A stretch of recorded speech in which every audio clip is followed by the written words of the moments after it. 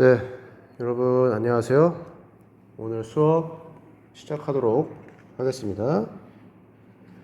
22학년도 수학 문제 같이 보고 있었는데요. 22학년도 기출문제 21번부터 같이 할까요? 21번은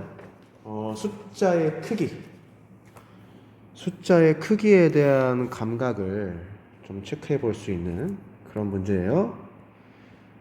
감각 한번 보겠습니다. 되게 재밌는 문제입니다. 자, 조건을 만족시키는 걸 구해라. 자, 가조건, 나조건이 있죠. 자, 가가 이야기하는 것은 플러스 2도 되고 마이너스 2도 된다. 자, 뭔 소리예요? 이 수열을 다룰 때 플러스 마이너스가 중요하다라는 거죠. 자, 나 조건을 보면 마찬가지로 나 조건.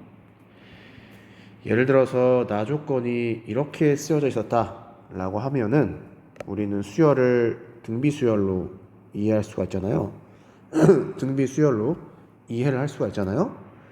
근데 절대값이 쓰여져 있으니까 등비 수열처럼 절대값은 커져 나가는데 플러스가 될 수도 있고 마이너스가 될 수 있다라는 소리입니다.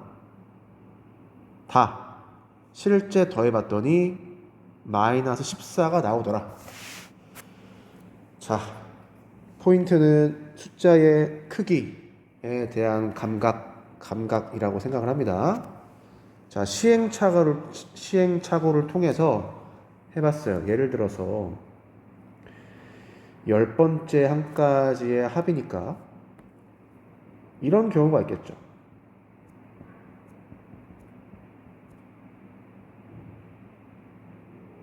이게 돼요? 얘가 지금 등비수열 형태인데 크기는 등비수열 형태로 되고 부호가 플러스 마이너스가 되는 것만 체크하면 되는 거잖아요. 예를 들어서 다 플러스 한 값이 나왔다 라고 해보죠. 그럼 얘는 등비수열의 합 공식에 따라서 매우 큰 숫자가 나옵니다. 10 빼기. 자, 등비수열의 합 공식에 따라서 이런 식이 나오죠. 그러면 이게 11제곱이 나와요. 얘가 한 2000 정도 되죠. 2000 숫자가. 실제 합은 마이너스 14가 나와야 된다라는 겁니다. 그럼 여기서 이제 좀 트릭을 준 거, 트릭. 예를 들어서 모든 항의 값이 마이너스가 나왔다라고 해도 마이너스 2000 정도 되는 숫자가 나왔을 거예요. 플러스 2000, 마이너스 2000 어떻다? 실제 문제에 주어진 조건 마이너스 14하고는 차이가 매우 많이 난다는 겁니다. 매우 많이. 이해됐나요? 자, 그러면 어떠한 생각을 해볼 수가 있느냐? 자, 이게 뭐냐면은 여러분들 가장 클 때가 2000 정도 나오고 가장 작을 때가 마이너스 2000 정도 나오죠. 그러면 플러스 마이너스 부호를 바꿔가면서 오차가 최소가 되게 그 절대적인 숫자 자체가 2000은 매우 큰 거잖아요. 마이너스 14는 절대값이 14죠. 그러니까 2000에서 줄이는 거예요. 어떻게? 마이너스를 추가해서 2000의 숫자를 줄이는 겁니다. 그래서 생각해본 게 예를 들어서 이런 거죠. 자, 플러스 항, 마이너스 항, 플러스 항, 마이너스 항. 자, 플러스와 마이너스가 번갈아서 나오면 어떻게 될까? 번갈아 가면서 나오면 어떻게 될까라는 거예요. 자, 어떻게 될까요? 여러분들 마이너스 항, 그러니까 플러스 항을 마이너스 항으로 바꿨으니까 어때요? 이 결과가 2000보다는 작겠죠. 2000보다는 작을 거예요. 자, 그런데 얘를 또 계산을 이렇게 볼 수가 있죠. 자, 2 빼기 2 곱하기 2. 얘는 뭐예요? 빼기 2죠. 두 개를 묶으면 2의 세제곱 빼기 2 곱하기 2의 세제곱이니까 마이너스 2의 세제곱 남습니다. 자, 마지막은 어떻게 돼요? 2의 9제곱 빼기 2 곱하기 2의 9제곱 하면은 마이너스 2의 9제곱 남죠. 이게 뭔 소리냐면 이런 애만 남습니다. 얘가 한 500 정도 되죠. 500. 그러니까 마이너스 값을 싹 다 더했으니까 마이너스 500이 넘어가는 거예요. 절대값은 500보다 크면서 뭐 이해되죠? 그러고 보니까 이 숫자들만 부호를 마이너스로 바꿨는데 그러면은 마이너스 값을 가지는 마이너스 한 500, 600 뭐 이 정도의 값이 나온다. 사실 마이너스 1000 정도 될 텐데 그 정도의 값이 나온다는 소리예요. 아니 뭔 소리야? 마이너스를 압도적으로 많이 없애줘야겠다. 이런 생각할 수가 있죠.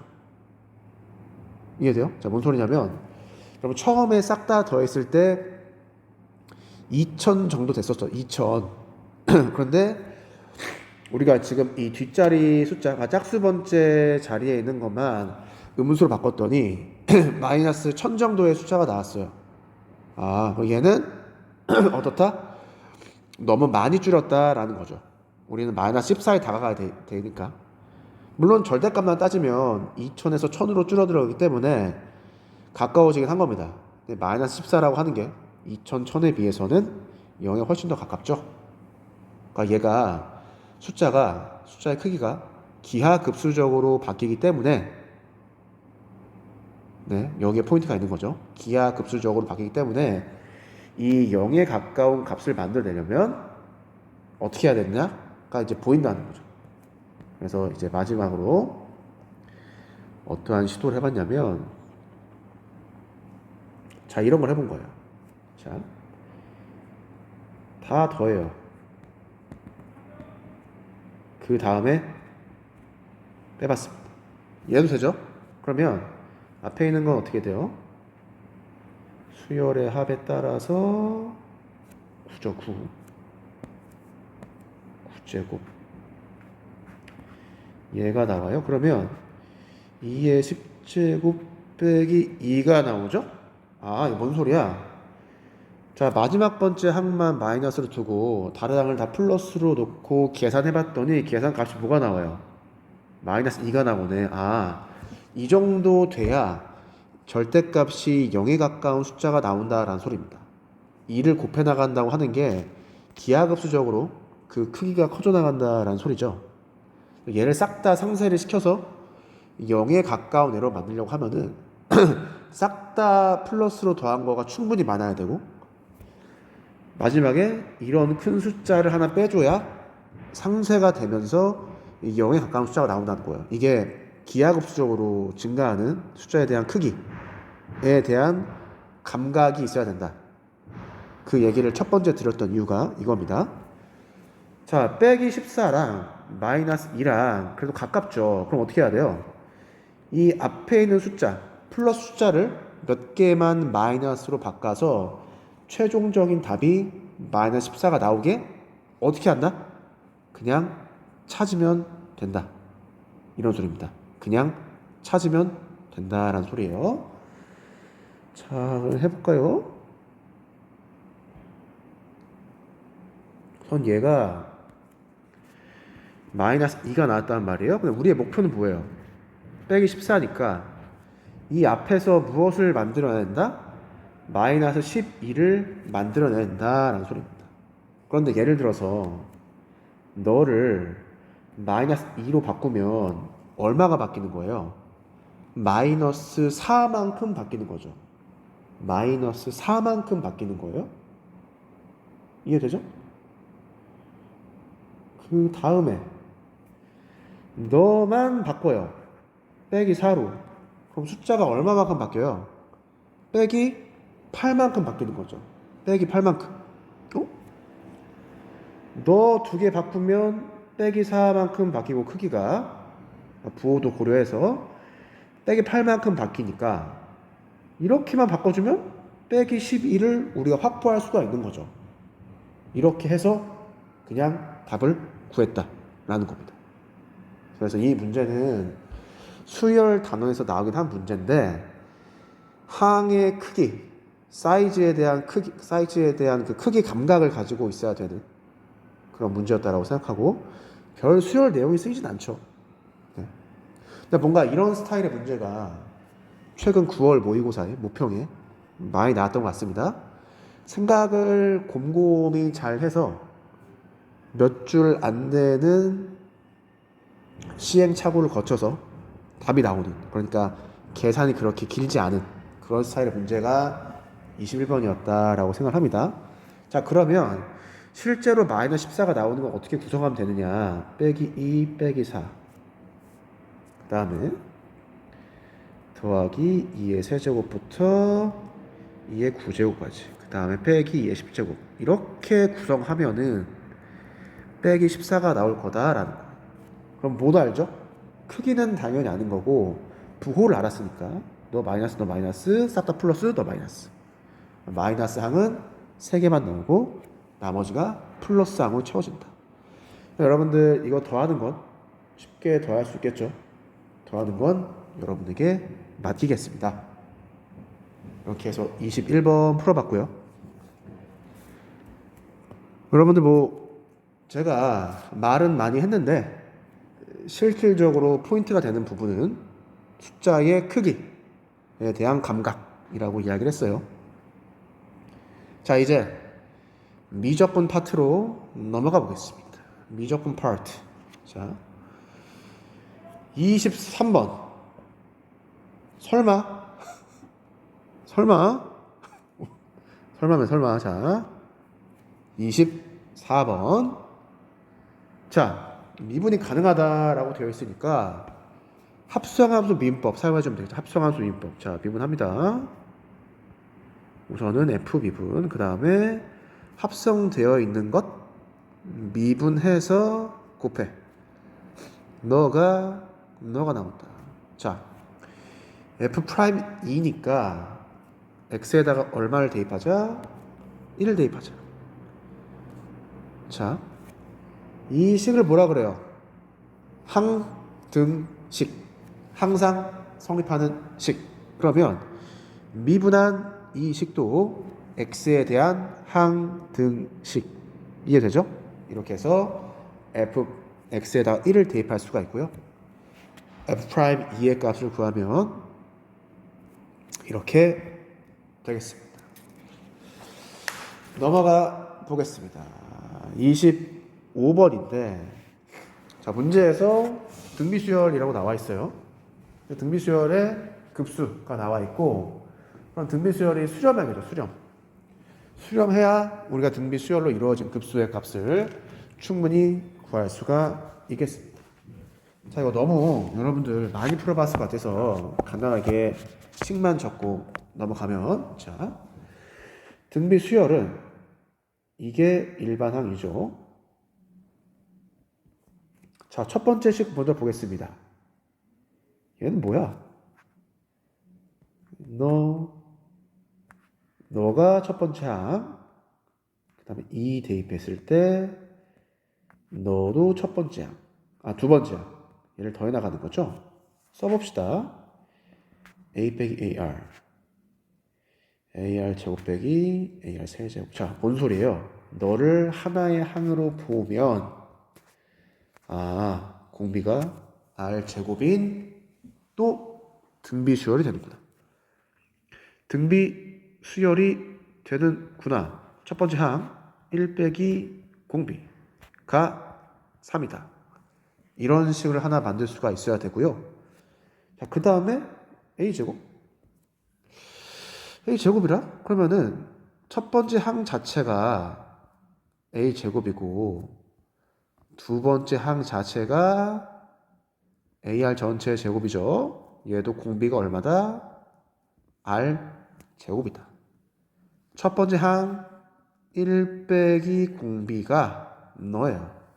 자, 크게 보면 a와 r에 대한 식 하나, 또 하나, 모르는 거 2개, a, r 식 2개. 그러면 무조건 구할 수가 있다. 첫 번째 식을 보면 이렇게 식이 구성될 수가 있죠. 너가 3이다 라는 소리고요. 두 번째 식은 여러분들 기출문제를 많이 풀어보셨다면 이렇게 정리하는 게 매우 자연스러울 겁니다. 자연스럽다. 자, 약분 되니까 너가 3이죠. 그러면 너가 3이네? 그럼 너는 2가 되겠죠. 2다. 답이 2. 야, 2번이네. 이렇게 문제를 해결할 수가 있겠습니다.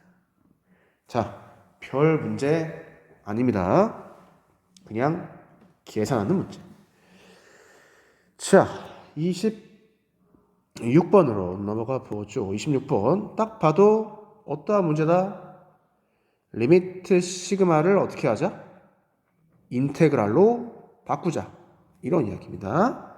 여러분들, 이 스타일 관련된 문제는 형태가 정해져 있어요.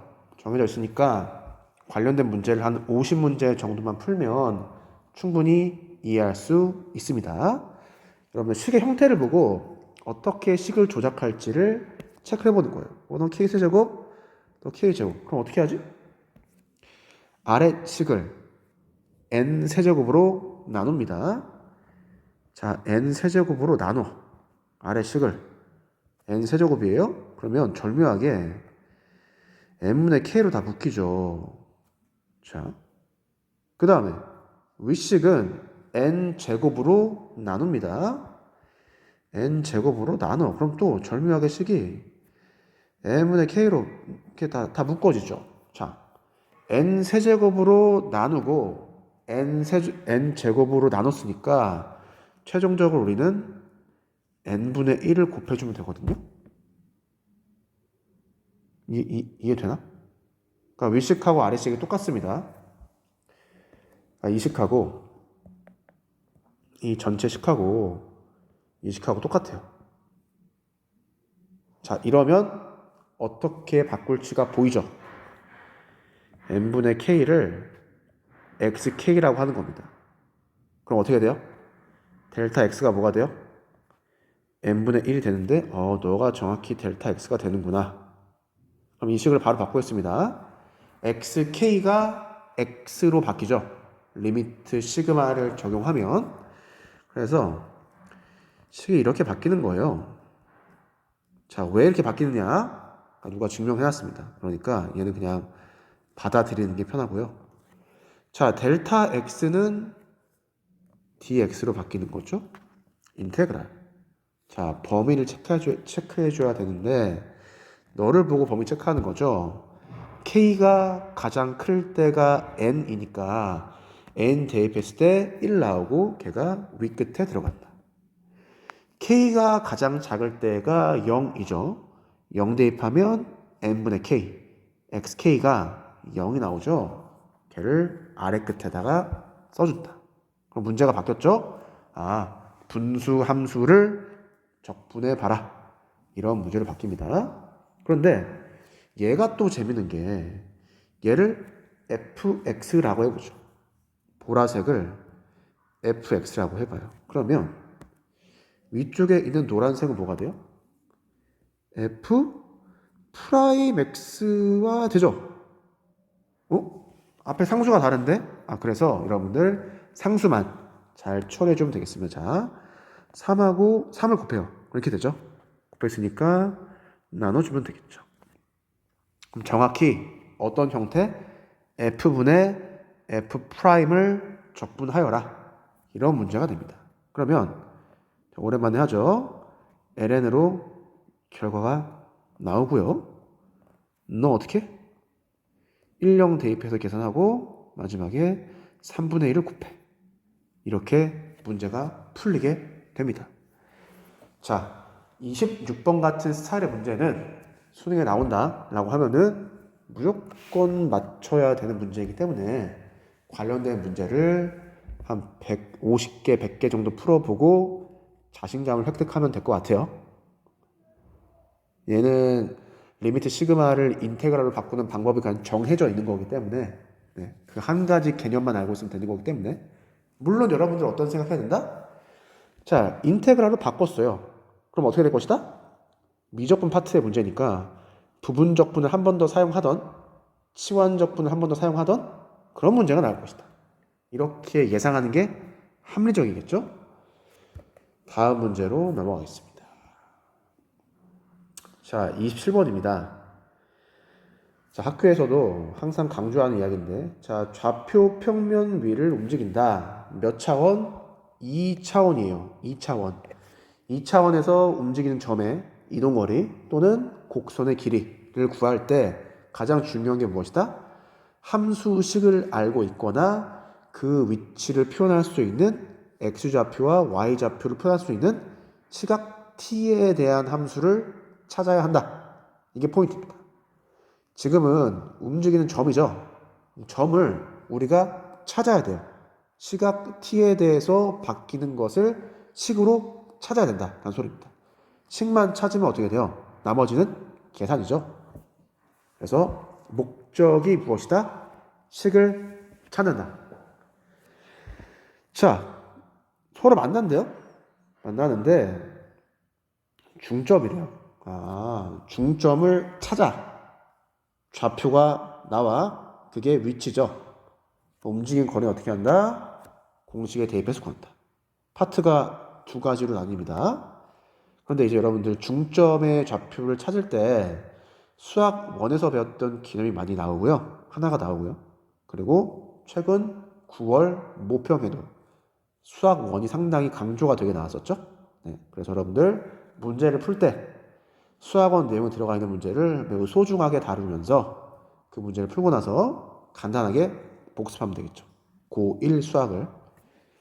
자, 바로 보겠습니다. 좀 간단하게 그림을 그리면 이런 애가 있고 이런 애가 있는 거죠. 이렇게 되는구나. 너 알파라고 해요. 너 베타라고 해요. x 좌표를 각각 알파, 베타라고 합시다. 교점의 x 좌표를 알파, 베타라고 합시다. 그러면 우리가 어차피 좌표를 찾아야 되니까 식이 필요하죠. 이런 x에 대한 2차 방정식을 만들 수가 있고요. 자, 여기에서 뭐 근의 공식 같은 걸 사용해도 되겠지만 여기서는 근과 계수의 관계를 사용해 보겠습니다. 왜? 중점이니까. 자, 알파 더하기 베타가 뭐예요? t제곱이죠. x에 대한 2차 방정식으로 식을 보는 거예요. 알파 베타는 뭐예요? 8분의 ln t죠. 자, 그러면 내가 구하고 싶은 중점 무엇이냐? 알파 플러스 베타의 2분의 1, 컴마. 자, 이 교점은 어디에 있다? x제곱 위에 있는 거죠. 그러면 y좌표는 평균을 이렇게 구할 수 있죠. 얘가 내가 찾고 싶은 점의 좌표입니다. 자, 그러면 2분의 t제곱. 자, x좌표 쉽게 찾았어요. y좌표를 찾으면 되는데 우리가 어떠한 식을 알고 있다? 자, 제곱 더하기 제곱은 어떻게 구한다? 더한 거의 제곱 빼기 2알파 베타. 그러면 t 4제곱 빼기 4분의 lnt가 나오죠. 너를 어떻게?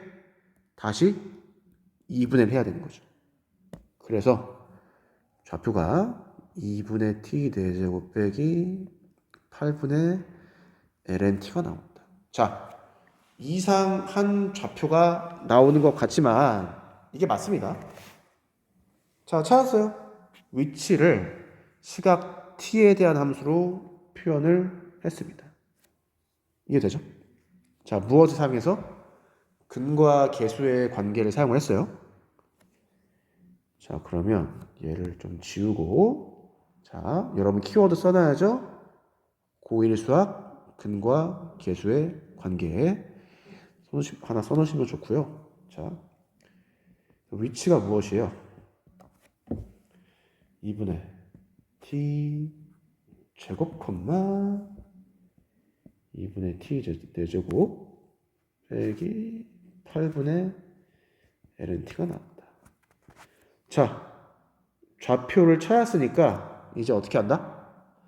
움직인 거리를 찾아봐야 되는 거죠. 자, 어떻게? 미분해야죠, 미분. 자, 미분해. 각각의 좌표를 미분을 하고요. 당연히 여러분들 시각 t에 대해서 미분하는 거죠. 너가 뭐예요? 속 도죠. 그러면 속력을 구하는 속력. 자, 어떻게? 제곱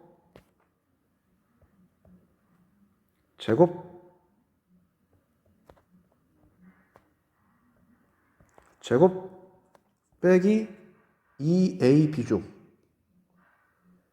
2AB. 뭐가 나와? 뭐가 나오지, 자?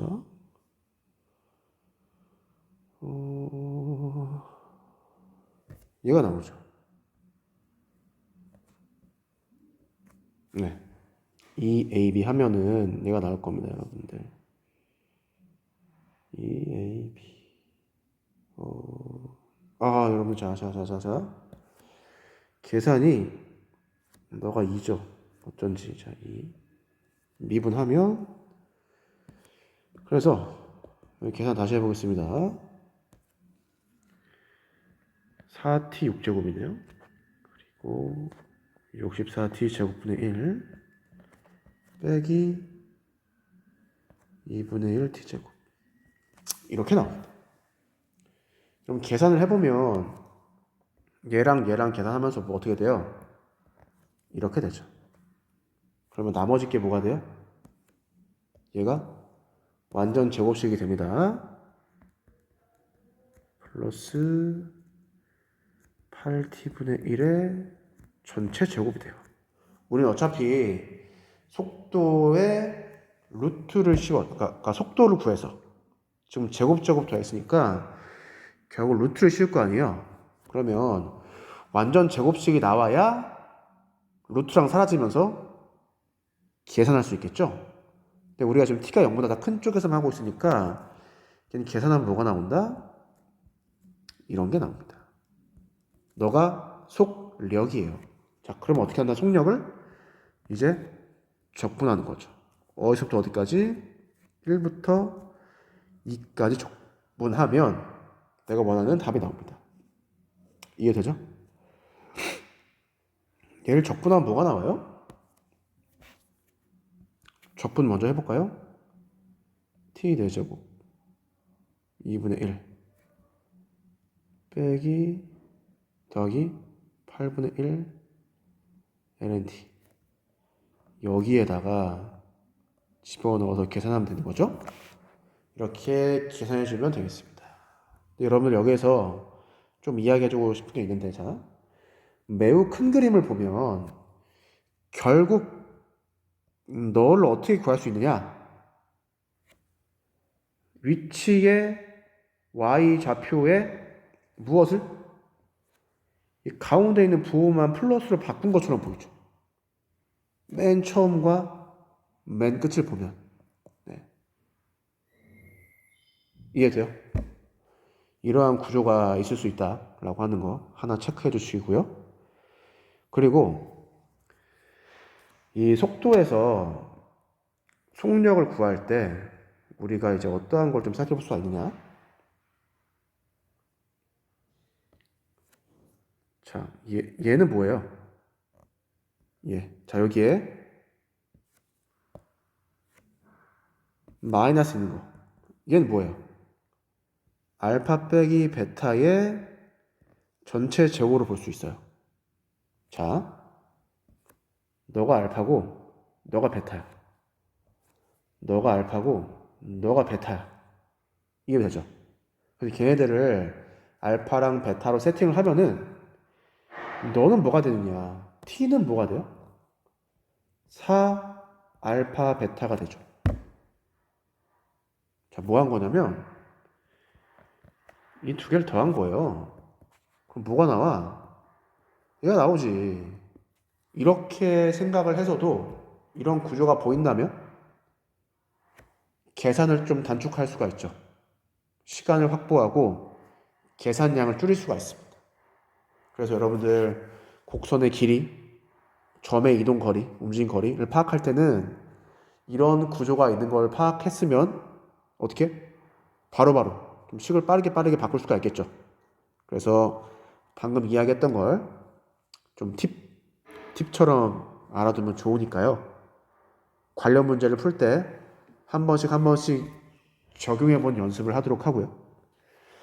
27번 문제도 마찬가지인데 처음에 좌표를 찾는 건 고1 수학이에요. 그 이후에 좌표를 찾은 다음에는 미적분에서 배웠던 공식에 그냥 대입을 해서 문제를 푸는 거죠. 두 개가 나눠져 있다라고 하는 거. 고1 수학 내용을 좀 강조하고 싶습니다. 자, 그러면 28번으로 갈까요? 28번. 싹 지웁시다. 28번으로 가겠습니다. 28번 여러분들 공부하기에 상당히 좋은 문제. 상당히 좋은 문제입니다. 자, 범위 나와 있고요. 극소를 찾아봐라. 자, 함수가 어때요? gx 함수가 합성함수로 되어 있는데 미분이 가능하잖아요. 결국 도함수의 부호를 파악해 보면 되겠구나. 이런 생각할 수가 있죠. 그래서 미분합니다. 여기서부터 할까요? 자, g 프라임.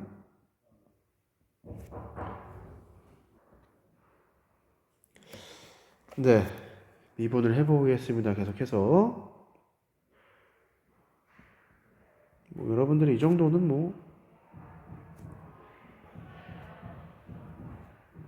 잘 돼야 됩니다. 이 정도는. 네, 됐고요. 자, 그러면 인수 분해가 이렇게 되죠. 되고 3 빼기 4 sin fx가 되고요. f 프라임은 뭐예요? fx가 2차 함수니까 바로 계산하면 이 정도 여러분들 바로 할 수 있고요. 그 다음에 4를 앞으로 끄집어내서 이렇게 식을 갖고 있습니다. 자, 그러면 구분해야죠. 구분. 너는 부호 플러스, 너도 부호 플러스 되죠? 부호가 바뀔 수 있는 점이 뭐예요? 여기에서 하나 바뀔 수가 있고 여기에서도 부호가 바뀔 수 있는 가능성이 나타난다. 사인은 가장 클 때가 1, 가장 작을 때가 마이너스 1을 함수값으로 가지는 그런 함수잖아요. 4분의 3에서 사인을 빼면 교점이 막 생기겠죠. 이해되죠? 그래서 부호 변화를 파악할 때 두 가지를 파악한다라는 겁니다. 여기에서 일어나는 부호 변화와 여기에서 일어나는 부호 변화 두 가지를 동시에 파악해야 돼요. 그래야지 G'의 부호 변화를 파악할 수가 있게 되는 거죠. 네. 그래서 두 개의 부호의 변화를 동시에 고려를 해 주어야 된다 라고 하는 거 이야기를 하고요. 부호 변화 체크를 해볼까요? 이제 gx라고 하는 함수가 합성함수 형태로 되어 있으니까 부호 변화를 좀 체크를 면밀하게 좀 디테일하게 해봐야 됩니다. 우선은 sin fx가 있는데 sin x의 그래프를 그려볼게요. sin x의 그래프를 이런 식으로 그릴 수가 있겠죠. 2파이 4파이 뒤로 가면 6파이가 있을 것 같고 sin x의 그래프를 그린 게 우리가 sin fx의 그래프를 한꺼번에 그리면 상당히 좋은데 그게 좀 어렵잖아요. 그래서 sin의 변화를 보고 fx의 변화를 봐서 두 개를 동시에 관찰해보자 라는 소리입니다. 자, sin하고 4분의 3 y는 4분의 3이 뭐 이쯤 있을 거 아니에요. 그럼 교점이 생기죠. 알파 1, 알파 2 그러면 뒤쪽이 어디까지?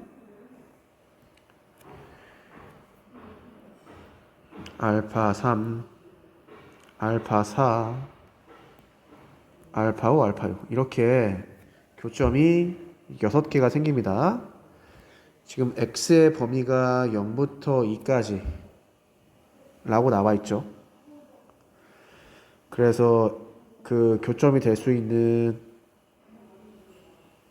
게 6개가 나온다 라고 보면 될 것 같아요. 이 fx의 그래프를 한번 그려봐야 되는데 fx의 그래프는 이차함수 형태의 그래프고요. 자, 1. 자, 왼쪽에 0이 있고 오른쪽에 2가 있죠. 이게 0부터 2까지가 함수값이 안 들어가잖아요. 0이나 2를 대입했을 때 함수값은 6파이죠. 그리고 여기 1일 때는 0입니다. 그러니까 fx가 0에서 6파이 이 사이에서 fx 값이 움직인다는 소리예요. 이해되죠? 자, 그래서 fx 자체가 0부터 6파이까지 움직이니까 위에 사인 그래프에서 어디까지 보면 되는 거예요? 0을 시작해서 이 뒤쪽에 안 보이죠? 자, 뒤쪽에 이 사인 끝났을 때 6파이까지, 그러니까 사인의 그래프를 한 주기를, 사인 그래프를 3개를 연달아서 그려주면 된다는 소리입니다. 그때 4분의 3과의 교점이 6개가 생기는 거를 그림상에서 체크를 할 수 있겠죠. 그래서 교점이 6개가 나옵니다. 사인 함수와 4분의 3 상수 함수가 있는데 교점이 어떻게 생겼어요? 뚫고 지나가죠. 뚫고 지나가니까 부호 변화는 무조건 있겠구나 라고 생각할 수가 있는 겁니다. 그래서 문제가 뭐가 나온 거예요? 굳이 국소를 물어본 거죠. 부호가 전체적으로 마이너스에서 플러스로 바뀌어야 된다라는 겁니다. 이해되죠? 자, 그럼 보겠습니다. 이 오른쪽을 먼저 볼게요. 오른쪽. 자, 잘 봐야 됩니다. 자, x가 0부터 2까지 바뀌는 거니까 x를 0에서 출발시킬게요. 출발시킵니다. 그러면 fx가 어떻게 변해요? 6분의 파이부터 시작해서 아래로 내려오죠. 내려옵니다. 그러다가 맨 먼저 뭐가 나와요? 알파 6이 나오죠. 얘가 알파 6이에요. 실제로 보니까 교점이 2개가 생기네. 아, 그럼 둘 다 한번 체크해 봐야겠구나 라고 생각할 수가 있죠. 그 다음 x가 계속 증가하면은 그 다음에 만나는 게 알파 5, 알파 4땡땡, 알파 1 이렇게 만나게 되는 거죠. 그래서 x가 0부터 시작해서 증가하는 방향을 생각해 봤을 때 가장 첫 번째 만나는 점이 알파 6이에요. 자, 알파 6을 보겠습니다. 알파 6이 어떻게 되는 거예요? 알파 6보다 크면서 알파 6을 지나간 다음에 알파 6보다 작아지죠. fx, 그러니까 y 값이. 그러면 이 사인 함수 그래프에서는 어떻게 움직이는 거냐? 이렇게 움직이는 거예요. 이렇게. 자, 오른쪽에서 왼쪽으로 움직이는 거예요. 그때 보라색 밑줄 친 너의 부호 변화가 어떻게 일어났냐라는 겁니다. 부호 변화가 어떻게 일어나죠? 플러스에서 마이너스로 일어나죠. 그러니까 알파 6에서 부호가 플러스에서 마이너스로 바뀌는 거예요. 이해되죠? 이 2차 함수 fx의 그래프에서 이 점에서 그러한 일이 벌어진다라는 소리입니다. 근데 이 점에서 접선의 기울기가 어떻게 돼요? 음수죠. 음수잖아. 사실 얘가 뭐라는 소리예요? 음수다라는 소리입니다. 음수. 그러면 마이너스랑 플러스에서 마이너스로 부호가 변하는 게 합쳐지면 전체적으로 부호가 어떻게 되는 거예요? 마이너스에서 플러스로 바뀌어서 극소가 되는 거죠. 그래서 이렇게 지금 극소점을 하나 찾았어요. 이게 하나입니다. 됐죠? 자, 그 다음에 알파 5를 보죠. 알파 6에서 그 다음 내려와서 만나는 게 알파 5인데 알파 5에서도 접선의 기울기가 음수죠. 그래서 음수 써줄고요. 알파 5. 알파 5를 기준으로 했을 때 4분의 3 빼기 사인의 부호 변화가 어떻게 일어나느냐를 관찰해 봐야 되는데 마찬가지로 지금 오른쪽에서 왼쪽으로 가고 있죠. 오른쪽에서 왼쪽으로 가고 있습니다. 그러면 상수함수의 사인을 뺀 게 부호가 마이너스에서 플러스로 바뀌죠. 이때는. 그러면 이 두 개의 부호가 합쳐지면 어떻게 된다? 플러스에서 마이너스 바뀌어서 얘는 극대가 나와요. 극대. 아, 얘 안 되네. 얘 안 됩니다. 극소가 아닙니다. 자, 이렇게 체크해 보면 어떠한 점들이 하나, 둘, 셋. 세 개의 점이 극소가 되는 걸 알 수가 있어요. 이게 되죠? 자, 그래서 여기까지 왔습니다. 그 다음에 1부터 2까지 증가할 때는 알파 1부터 시작해서 알파 6까지 만나게 되는 거죠. 그러니까 얘가 이렇게 그래프가 그려졌다가 이렇게 그래프가 그려지는 거예요. 합성함수의 그래프가. 얘를 지금 나눠서 보는 거예요. 자, 여러분들 0부터 1까지 구간에서는 어떠한 일이 벌어졌었죠? 접선의 기울기가 음수였죠. 그러니까 너가 항상 음수인 거예요. 음수. 그러니까 보라색 비추신 이 부분이 어떻게 부호가 플러스에서 마이너스로 바뀌어야지 전체적으로 극소가 된다. 이거였고요. 자, 여기를 볼게요. 1에서 2로 증가할 때는 접선의 기울기가 플러스죠. 플러스니까 지금 이런 식이 있는데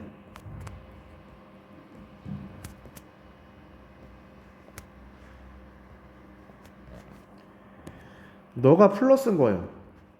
1부터 2까지 갈 때는 다 플러스입니다. 그러니까 이번에는 너의 부호 변화가 어떻게 일어나야 돼요? 마이너스에서 플러스로 나야 되는 거죠. 그럼 어떠한 점들이 보인다? 아까 체크가 안 됐던 이러한 점들이 보이죠. 그래서 극소가 6개가 나오고요. 6개. 자, 마지막으로 뭘 체크한다? x는 1에서 체크해야 돼. 1을. 자, 1에서 체크합니다. 자, 1에서는 도함수가 이렇게 바뀌죠. 1차 함수가. 얘만 보면은 극소가 맞아요. 그런데 얘의 부호가 어떻게 변하느냐를 봐야 되는 거죠. 얘의 변화가. 너 부호가 어떻게 변할까를 보는 겁니다. x가 마이너스 1보다 작으면서 1보다 커질 때 너의 부호가 어떻게 변하는지를 봐야 돼요.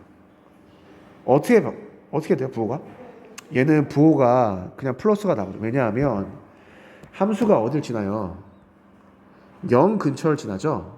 y좌표가 0 근처인 곳을 지나니까 너 0인 거예요. 0. 그럼 전체적으로 부호가 플러스죠. 자, 마이너스에서 플러스로 변하는 거가 있고 나머지 부호가 플러스예요. 그러면 극소가 되죠. 그래서 최종적으로 극소의 개수가 7개가 나온다. 이렇게 체크하면 될 것 같습니다. 그래서 이 문제 상당히 좋은, 공부하기 상당히 좋은 문제라고 생각을 하고요. 합성함수의 그래프를 우리가 직접 그릴 수가 없죠. 바로 그리는 거는 상당히 어려운 거예요. 그래서 따로따로 그려서 그게 합쳐지는 것을 체크해 볼 수 있는, 체크해 보면서도 부호 변화까지 파악해야 되는 그런 매우 공부하기 좋은 문제였다 라고 생각을 합니다. 그래서 28번 이렇게 마무리 해보고요.